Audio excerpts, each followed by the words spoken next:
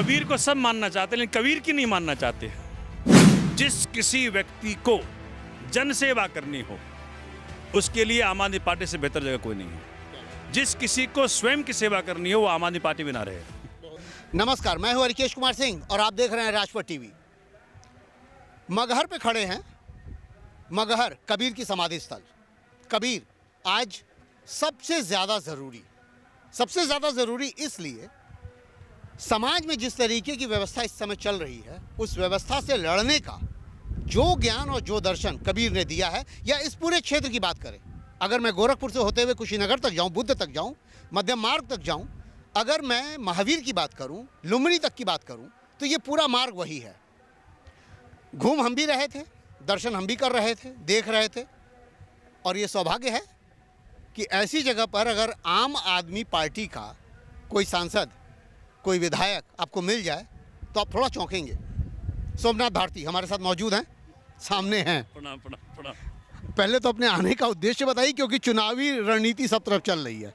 ये मैं पहले बोल दिया कि मैं चौंका जरूर हूँ, लेकिन फिर भी मैं ये कहूँगा कि इस क्षेत्र में आने का आपका भ्रमण करने का उद्देश्य क्या है कि खलीलाबाद में चुनाव की कोई कार्यक्रम मेरा है, तो मैं इस जगह से इतना आंदोलित हूँ, इतना मैं भाव से भरा हुआ हूँ कि मैंने कभी मगहर बगल में है और मैं दर्शन ना करूँ तो ये संभव नहीं है।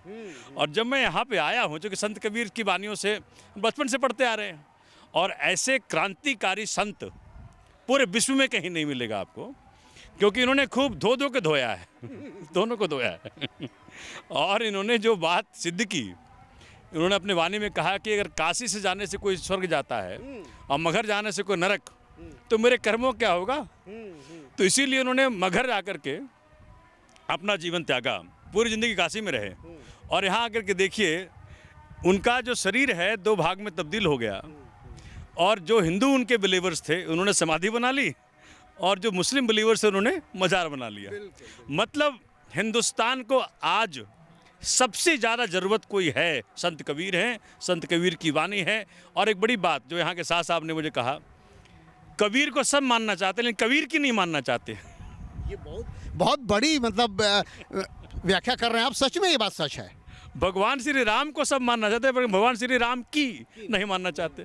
तो मैं सभी साथियों से अपील करना चाहता हूँ, और बाबा गोरख यहाँ से 25 किलोमीटर पर है, मतलब बाबा गोरख, संत कबीर, भगवान बुद्ध, देवराहा बाबा, मतलब एक से एक। मैं तो इतना भाव से भरा हूँ, चूँकि मैं आध्यात्मिक थोड़ा हमारा परिप्रेक्ष्य रहा है, ध्यान करता हूँ, तो मैं ये देख रहा हूँ कि धन्य हो गया उत्तर प्रदेश की धरती आकर के मैं, कि और इतना बड़ा संदेश इस धरती से आज परमात्मा करे सबको कबीर का दर्शन समझ में आए, सबको कबीर की वाणी समझ में आए, सब कबीर की मानने लगें, तो देश के अंदर जो गंगा जमनी तहजीब जिस पे हिंदुस्तान आधारित है, खड़ा है, उसका फिर से बोलबाला हो जाए।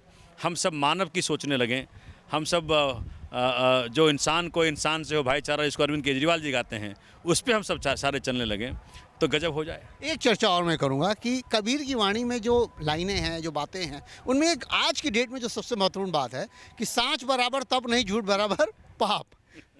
मैं आप समझ रहे हैं किस आधार पे कह रहा हूं, क्योंकि हर नेता कुछ न कुछ झूठ बोलता ही है। बिल्कुल ठीक कर रहे हैं। वो नेता है समाज के हिस्से के लिए, सामाजिक सरोकार के लिए, समाज के अनुबंधों के लिए, उनको बेहतर बनाने के लिए, लेकिन उसका पहला काम होता है कोई झूठ बोलता है। ठीक कर रहे हैं। इससे आप कितना देखिए, मैं कहता हूं कि आजकल के नेताओं को PhD हासिल है झूठ बोलने में, और कैसे मास्टरी करी इन्होंने वो बताएंगे।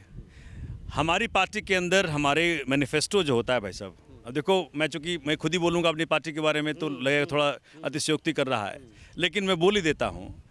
मनीष सिसोदिया जी ने जब पहला बजट दिया था हमारा विधानसभा के अंदर, तो कहा था ये जो मैनिफेस्टो है ये कोई कागज़ का टुकड़ा नहीं है, कॉन्ट्रैक्चुअल ऑब्लिगेशन है। This is a contract between the people and the party which is come to power on that basis.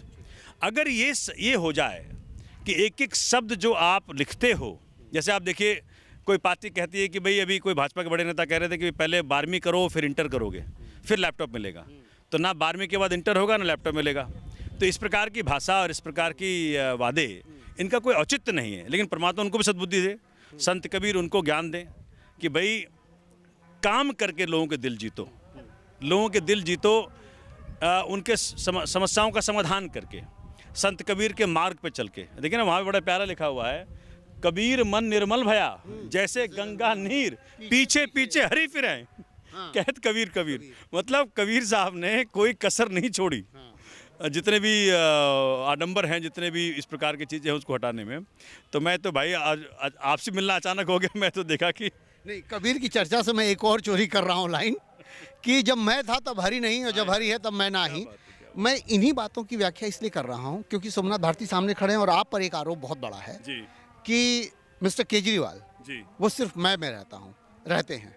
ये बहुत बड़ा आरोप है आप पर, क्योंकि राजनीतिक बात हो रही है और हम ऐसी जगह पर खड़े हैं जहाँ कबीर है, कबीर की कोई ऐसी लाइन नहीं है जो आज की डेट में ढूंढिए और मिले ना। मिले नहीं, ठीक कह रहे हैं। तो इसलिए मैं ये पूछ रहा हूँ कि क्या आपको भी लगता है कि केजरीवाल जी सिर्फ मैं रहते हैं? नहीं, देखिए, मैं चूँकि अरविंद जी का पुराना मित्र हूँ, मैं ख्याल पहले 4-5 साथियों में मैं रहा हूँ जब पार्टी बनी। तो अरविंद जी को मैं अच्छी तरह जानता हूँ। वो व्यक्ति एक सपना लेके चल रहा है और हम सब उस सपना के हिस्सा हैं। जो भी नेता होता है उन्हें उस विज़न को इम्प्लीमेंट करना है, और हर तरफ देखिए मार पड़ रही है। बीजेपी भी पड़ी है, कांग्रेस भी पड़ी हमारे बीच। मतलब आज के तारीख में अरविंद केजरीवाल जी के ऊपर हर तरह की मार है। और ऐसे माहौल में वो आदमी जब फैसला ले तो आप उसको मैं कहने लगे तो गलत बात है ना। और चूंकि मैं उनका साथी रहा हूँ, मैं जानता हूँ। असल में लोग कह रहे हैं ना कि जैसे मोदी जी हैं अकेले सोचते हैं, वैसे ही केजरीवाल भी सोचते हैं अकेले। मैं तो हमेशा कहता हूँ कि मेरे लिए आम आदमी पार्टी में यात्रा जो आध्यात्मिक यात्रा है, ठीक है। इसमें मन को मार के चलना पड़ता है, ठीक है। और एक लार्जर विजन, पब्लिक का विजन। मैं आपको आपके चैनल पे साफ साफ कह रहा हूँ, जिस किसी व्यक्ति को जन सेवा करनी हो उसके लिए आम आदमी पार्टी से बेहतर जगह कोई नहीं है। जिस किसी को स्वयं की सेवा करनी हो वो आम आदमी पार्टी में ना रहे। ये अच्छी बात है, आपने व्याख्यायित किया आम आदमी पार्टी को। थोड़ा सा चलिए पॉलिटिकल न्यूज़ के लिए चले जाते हैं। पंजाब में क्या पोजीशन है?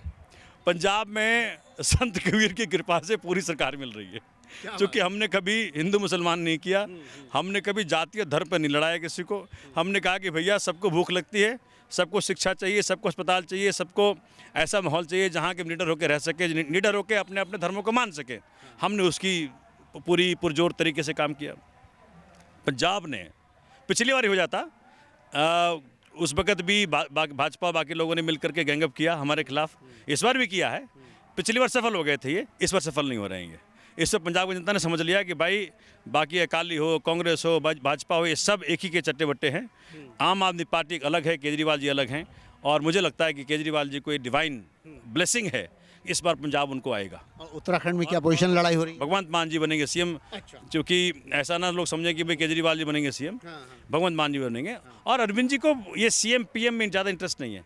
उनको वो विपस्सना के फॉलोवर हैं, विपस्सना के प्रैक्टिशनर हैं। आपको पता होगा, कोई नेता है, कोई दिखा दे भाई आज 10 दिन आप एक्टिव पॉलिटिकल लाइफ से कट के चले जाइए, दिखा दो दीजिए, वहाँ फ़ोन भी नहीं होता है। तो ये एक ऐसा व्यक्ति जिसने विपस्सना को प्रैक्टिस किया हुआ है, उनके मतलब अपने लाइफ में ढाला हुआ है, उस पर ये सब सारे इल्ज़ाम टिकते नहीं हैं। और उत्तराखंड हो, गोवा हो, अच्छी सपोर्ट मिली है। परमात्मा करे वहाँ भी अच्छी सीटें आएँ। उत्तर प्रदेश का संघर्ष कैसा है? उत्तर प्रदेश में बहुत, मैं तो जहाँ जा रहा हूँ। अच्छा, हमारी मुसीबत क्या है ना, हमारी मुसीबत रिसोर्सेज पे है। अपने पास रिसोर्सेज नहीं है। हमारी ईमानदारी कमजोरी भी है और हमारी मुसीबत भी है, और हमारे स्ट्रॉन्ग पॉइंट भी है, ताकत भी है। तो मैं ये देख रहा हूँ कि इतना बड़ा राज्य है, 403 सीटें हैं, तो इतने बड़े राज्य को संभालना आसान काम नहीं है। यहाँ तो कूद पैसा चाहिए। अगर आप सिर्फ और सिर्फ पोस्टर लगाने के सोच लें, बैनर लगाने के सोच लें, उसी में इतना पैसा लग जाएगा। इस बात से मैं बिल्कुल सहमत हूँ। तो मैं ये कह रहा हूँ कि उत्तर प्रदेश जनता ने, मैं जहाँ गया हूँ, खूब पुरजोर तरीके से समर्थन किया है। तो इस बार नहीं तो अगली बार कुछ ना कुछ संभावनाएं हैं। ऑफ कोर्स संभावनाएं बहुत है। मुझे लगता है कि हर सीट पे अच्छी टक्कर है, लेकिन हम सरकार बनाएंगे वो हम नहीं कह सकते। लेकिन इस बार नहीं तो अगली बार करेंगे।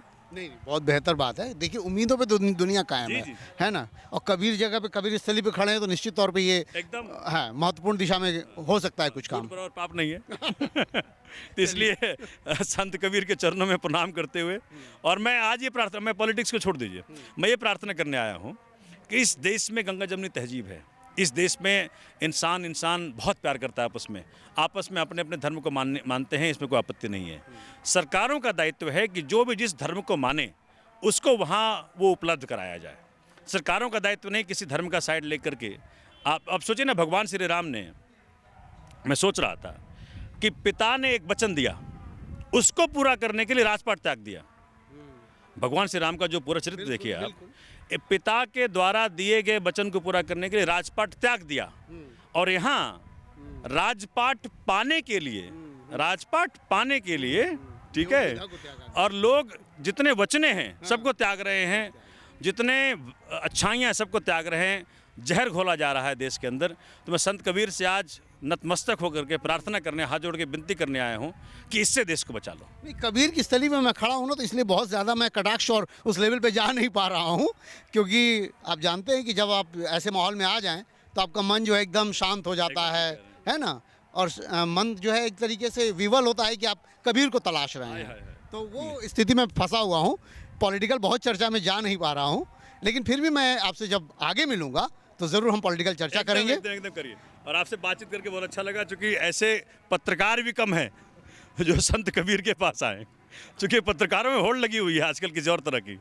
तो मैं आपको भी प्रणाम करता हूँ कि आप भी इस स्थली पे आए, संत कबीर से के आगे नतमस्तक हुए, उनसे आपने प्रेरणा ली। परमात्मा करे आप आगे बढ़ें। और गाँव वही है सर जहाँ राहुल संकृत्यायन के हैं। क्या बात है, क्या बात। संकृत्यायन के गाँव से ही मैं बिलोंग करता हूँ। तो डीएनए में कुछ है। तो मेरे डीएनए में तो डीएनए वाला सवाल थोड़ा खतरनाक है। डीएनए की बात, आप देश के अंदर सेवा करें जिस प्रकार से कर रहे हैं, और मुद्दों को उठाएं, मुद्दे के ऊपर सवाल करें, नेताओं को तंग करें, सवालों का जवाब लें, क्योंकि बाकी सब ठीक है, वो जनता कर लेगी अपने आप, लेकिन अच्छा स्कूल कब बनेगा, अच्छे अस्पताल कब बनेंगे, मुफ्त का इलाज कब उपलब्ध होगा, प्राइवेट स्कूल कब खत्म होंगे, सरकारी स्कूल पे कब ऐसा माहौल बनेगा, मुफ्त की बिजली कब आएगी, पानी कब मिलेगा, सुरक्षा व्यवस्था कब ठीक होगी, माँ बहन बेटी को जो हमने वादा किया है कब पूरा होगा। इन चीज़ों के ऊपर आप जैसे पत्रकार खूब पूछे, तो नेताओं को तंग करिए, सवाल पूछिए। आपका बहुत धन्यवाद। दिल्ली के एमसीडी चुनाव में जब मिलेंगे सोमनाथ जी, तब मैं उस पर चर्चा करूंगा पॉलिटिकल। यहाँ कबीर की वजह से मेरे थोड़े शब्द कम हैं और ज़बान बंद है, क्योंकि जिस व्याख्या के लिए मैं यहाँ खड़ा हूँ वो मेरे लिए ज़रूरी है। कबीर को देश तक हर कोने में पहुँचाने की कोशिश है मेरी, इसलिए मैं चाहता हूँ कि पहले कबीर के बारे में देखा जाए। पॉलिटिकल चर्चा हुई, फिर भी एमसीडी के चुनाव में पहुँच करके सोमनाथ जी से मिलेंगे। आप देखते रहिए राजपाट टीवी, सबसे पहले भारत।